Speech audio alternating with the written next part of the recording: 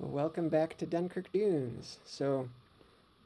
Japan has gone ahead and done their turn 3, and so we're gonna go ahead and recap that. And as you can see from the board, there is a ton of stuff going on here that Japan has done.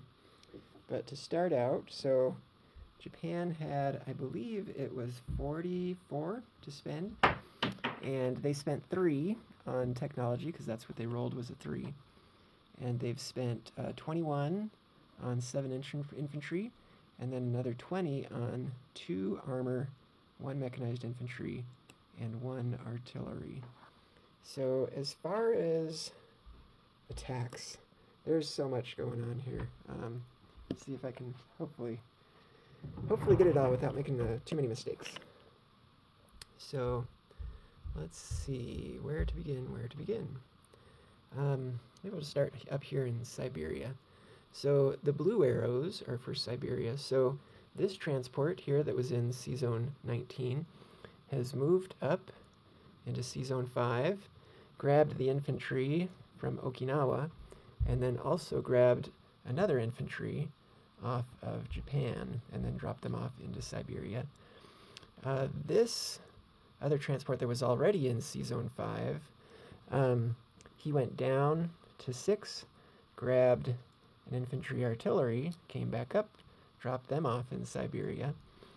And then this transport that begins here in C-Zone 6 loaded the tank and the infantry, went up here to Siberia, dropped them off. The battleship came up to provide bombardment. And the destroyer came up on non-combat. I'm just going to move it up there now so I don't have to remember to do it later. So that's where the land units came from. Then there were also this, let's see, the tactical and the bomber here from Johol. They went 1, 2, let's see, actually like this, 1, 2, 3, up into Siberia. They had 1 left. 1 left. I'm going to put them here by the 1. Okay. Other attacks here. So that takes care of that. The one of the infantry here in Amur just moved up into Saka.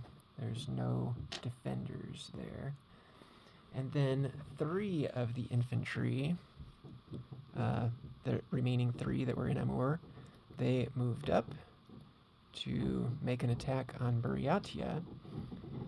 And in addition, if I remember right, these planes here, so the 2 fighters and the tactical that are also in Johol have come up. So 1, 2, 3. So they also just have 1 left to join that attack on Buryatia.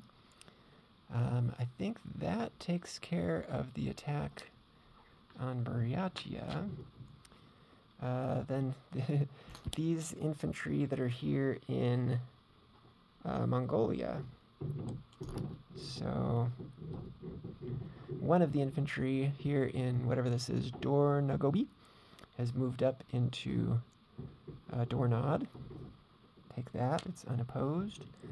And then the 3 remaining infantry that are in Dornagobi have moved up here into Zavyan to attack that single Mongolian infantry who is defending there. So moving on kind of down here, so attack on Chahar. So the infantry and artillery came into there to make an attack on the single Chinese defender there. And let's see, there's also, let's see, this is the green. So this fighter here from Quangxi came up 1, 2, 3 to join that attack. He had 1 left. Okay. And then the attack on Hopei. So this mechanized infantry from Anhui moved into Hope. And let's see, that was red. So that's this fighter here from Guangxi came up to join that attack, and he also just had 1 left. Okay, then the attack, there's an attack here on Quichao. So the 2 tanks that start here in Jiangsu, in Shanghai, they have kind of blitzed across here, 1, 2, to make the attack on Quichao. And in addition, they have sent in this air power right here. So 2 tacticals and 2 fighters from Guangxi have joined into that attack. They have, each of those planes has 2 left. So that's those. Takes care of that arrow. Okay, and then there's also an attack here on Sichuan. So the tank and artillery from Yunnan have come up into Sichuan, and then this tactical and fighter in Guangxi have joined that attack. They've got 2 left in their gas gauge. Okay. And then more attacks. So 1 infantry that's here in Guangxi has moved on into French Indochina to take that. So as you can see they're attacking everything and everyone. Then they're also attacking Hong Kong here. So from Guangxi, the infantry and the artillery have come into this battle for Hong Kong, as well as these 2 strategic bombers. And the strategic bombers have 5 left in their gas gauge. Okay. And that's not all. So the 2 infantry and 2 artillery that are here in Jiangxi have loaded onto these 2 transports in C-Zone 20, and they have moved down to make an attack on the Philippines. And so they've landed these 4 ground units here in the Philippines, and that has been supported by the 2 fighters and the 2 tacticals that were on these carriers in C-Zone 20.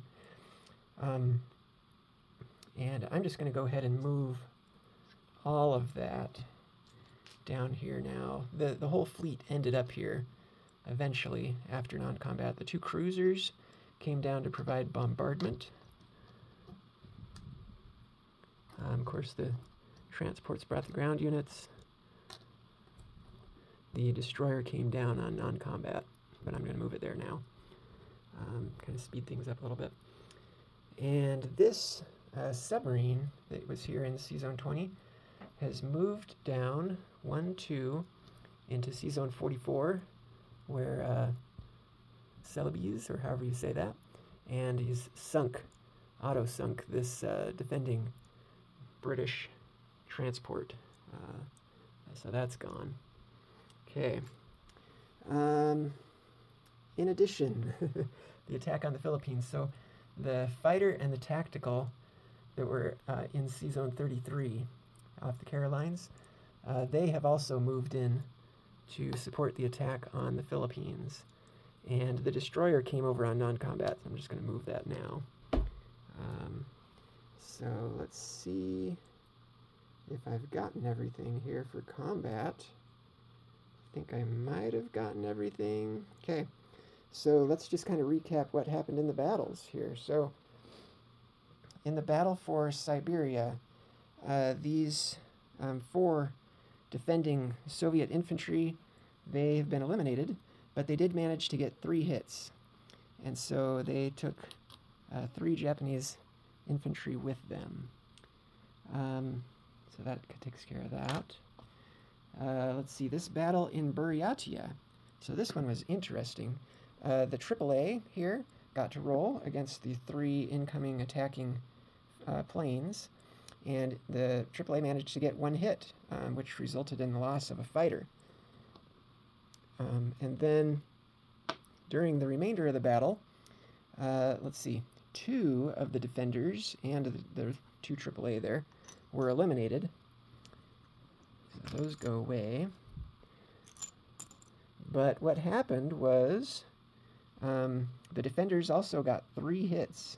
So taking out the ground units that the Japanese had brought in, and the surviving Japanese air power, elected to retreat at that point. And so Buryatia has remained, just barely, in Soviet hands. So we'll retreat them when we get to the non-combats. The battle in Zavyan, the defending Mongolian was eliminated, but he did manage to get a hit, and so one of those Japanese infantry was taken away. Then we'd have the battle here in Chahar. The Chinese infantry there was eliminated. He did not get a hit. Here, the battle in Hope, this one was interesting as well. So, they missed. The attackers missed. The defender hit. The Japanese elected to take out the mechanized infantry, and then they chose to retreat. So this Chinese infantry here in Hope has survived, and the Japanese fighter chose to retreat after that. The battle in Quichao. So Quichao has never gone well this game, it seems like, for the defenders. All 3 Chinese defenders were eliminated, and they did not get any hits during that battle. So, too bad for them. The battle in Sichuan, these 2 Chinese infantry were eliminated, and they did not get any hits on their defense. The battle for Kwangtung, Hong Kong, the 2 UK infantry were eliminated, but they also managed to take with them one of the attackers. So one of those, the only Japanese infantry comes off. So, but Japan was able to take Hong Kong with 1 remaining artillery. And I think that basically summarizes what happened there. Then we've got this battle for Philippines. So the Japanese were able to take Philippines, and the air transport, which defends at 0, by the way, not 1. It's not a strategic bomber. It defends at a 0. It was eliminated. The 4 American infantry were eliminated, and the American fighter was also eliminated. But on their way out, they did manage to get 3 hits, and so the Japanese chose to lose 2 infantry and 1 artillery, and so they have taken the Philippines with 1 artillery remaining. I think that's all of the combat. I think I've summarized all of that. I don't think I missed anything. As far as non-combats go, so landing planes and other stuff here. So the 2 fighters that were in Siberia had 1 left. They had to land in Amur. And the 2 planes that were in the Battle of Buryatia, when they retreated, they only had 1 left as well. And they also had to land in Amur. So we've got those 4 planes there in Amur. Other non-combats, so the AAA that was here in Johol has moved up into Chahar. The plane that was in the Chahar battle had 1 left, and he's landed in Anhui. The artillery that was in Kiangsu has non-combat moved up into Anhui. The fighter that was in the Hope battle that retreated has gone, only had 1 left. He's got to go to Anhui. So he's landed there. And let's see, the 4 planes that were in the Quichao battle, so they had 2 left. they have just gone back where they started. They've just gone back to Kwangsi. So that's what became of those. The two planes that were in the battle for Szechuan, they have also gone back where they started to Kwangsi. So that takes care of those. And then, let's see, the two strategic bombers that were in the battle for Hong Kong, they had 5 left, and they have elected to just come right back up here and land in Tokyo. Let's see, so I think I've cleaned all of that up. The battleship and destroyer and submarine that were here in C-Zone 19, they have moved down to C-Zone 35, joined the rest of the Japanese fleet there surrounding the Philippines. And I think I've covered everything as far as recap goes. The building of the new units. So the let's see if I can reach that far. So, ooh, that was interesting. These 2 tanks and the artillery have been built here in the Shanghai factory. And then the other 7 infantry, if I can reach them, have all been built here in Tokyo. Okay. So that, I think, basically take care of everything. Of course, the planes that were in the battle for Philippines have landed on the carriers that are in 35, which is where I have them right now.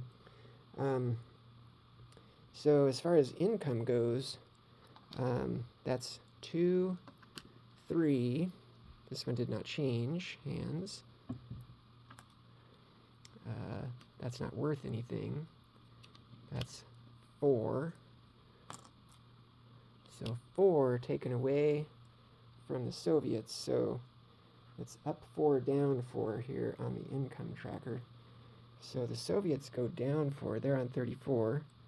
So they're going to end up on 30, which is where Japan is. They're just going to trade places there. Okay, and then the rest, maybe I'll go do it on this side of the board. So taken away from China, here's 1, 2, 3, 4, 5, 6. So China has gone down 6. They were on 9. That puts them on 3. And then Japan goes up 6. They were on 34, so that puts them on 40. And then that's not all. French Indochina, that's worth 2, so they go up another 2, and it's taken away from the French, which we're not tracking because they don't have a capital. Then there's 3 here for Kwangtung, so that takes them up to 45. And the British go down based on that. So the British go down 1, 2, 3, down to 38. And then the Philippines, which is worth 2. So they go up another 2. I've got them here on 47. I was thinking before it might be 46, so I can double check that, but I've got them now here at 47. US goes down to, of course, down to 50. Can double check the totals and make sure it's correct. But oh, I know the discrepancy. So Japanese did not get Hopei. That is still Chinese, and so there you go.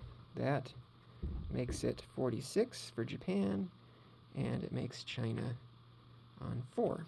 There you go. Okay. So we've placed all the units. I guess all that's left is just do a disposition of forces. So maybe we'll just start down here. So in the Carolines, we've got 2 infantry and a AAA. On Palau, we've got 1 infantry. On Philippines, we've got 1 artillery. C-Zone 35, there are, we've got 3 carriers, each with a fighter and a tactical on it. There are 2 transports. there are 3 destroyers total. Put them together here. 3 destroyers. There's 1 submarine and 2 cruisers and a battleship, all in C-Zone 35. In C-Zone 44, there is a submarine. Moving over to here, French Indochina has 1 infantry. Guangxi has 1 infantry plus 3 fighters and 3 tacticals. Kwangtung, Hong Kong, has 1 artillery. Sichuan has an armor and an artillery. Quichao has 2 armor. Anhui has 1 artillery and 2 fighters. Jiangsu, Shanghai, has 2 armor and 1 artillery. Chahar has 1 infantry, 1 artillery, 1 AAA. Iwo has 1 infantry. Japan itself, Tokyo, has 7 infantry, 3 AAA, 2 strategic bombers. And let's move up here. So C-Zone 5 has 3 transports, a destroyer, and a battleship. Siberia has an armor, infantry, and artillery. Amur has 2 fighters and 2 tacticals. Saka has 1 infantry. Dornad has 1 infantry. And Zavhan has 2 infantry. And I think we've covered everything there for Japan. There are 46 on the income tracker. And as far as bonuses, I believe they don't qualify for any bonuses because they have gone ahead and attacked, and they don't have any of the bonuses that would, otherwise apply. So they spent all that they had, but they have collected 46 fresh IPCs. So let's get them their 46 here. So there's 20, 40. Don't want to give them 60. Okay, so 20, 40, 45, 46. 46 for Japan. Okay, yeah, I think that is it. I will maybe tack on some of the painted pieces we've been working on for Japan. I did make a mistake on the placement. So this was in Jiangsu. So what Japan built here was 2 armor and a mechanized infantry. And the artillery was actually built up here in Japan. As I was kind of cleaning up the board, I had an extra mechanized infantry floating around, and I could not figure out where it had come from, but that's where it came from. It was part of the purchase here, and then the artillery got built here. So as far as the disposition of forces, to a little update, there's 2 armor and mechanized infantry in Jiangsu, Shanghai, and in Tokyo, there's 7 infantry, the 3 AAA, there's an artillery, and the 2 strategic bombers. So here's some painted pieces we've been working on for Japan. These are 3D prints. Again, like a lot of the other ones that I've kind of shown off, these are from Axis and Allies BoardGaming.com, both the sculpts and the deck decals. And these are both Yamatos here, down the left. This one here at the very, very left, this is kind of the 1941 configuration of the Yamato. And this one right here, this is the 1944 configuration of the Yamato. It's got a lot more anti-aircraft artillery and whatnot built into it there. This next one here, this is a Congo class battleship for Japan. And then this last one that I've got here, this is a Nagato class battleship for Japan. So we're just slowly making our way, through trying to do 3D printed pieces for not just fleets, but everything eventually. So thank you for watching.